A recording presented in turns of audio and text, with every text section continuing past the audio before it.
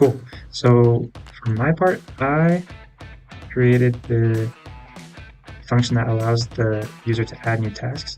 And so basically what I did is I made it so that um, it had a dictionary that had a file, a CSV file that allowed the user to add, that basically was there, and then the user could add more tasks to the to-do list. So basically that's what it was. And then, yeah, that's what I did for that. So what I did for my portion of the project was I created a function that allows the user to delete a task from the to-do list, and also the second function to update a task, the status specifically of the task from either in progress or to finish. And to do that, just enter, well, for the user, it asks them what function they want to do. But as a coder, you come here into the cell, Control Enter. Well, since it's all part of one cell, it doesn't quite work that way, but what it does is it takes the inputted task that the user types in, like for example, clean the bathroom, and it runs it through, and it goes through this function of drop. So if it matches drop what the user entered, it would drop that whole row.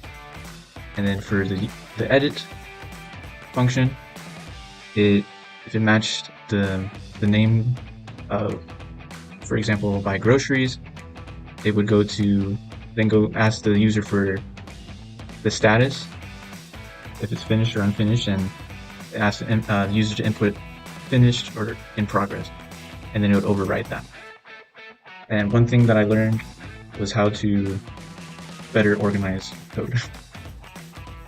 Now for my part, what I did was I prepared the starting menu for this, so that right when I started with the introduction page, so you can see all the intro stuff.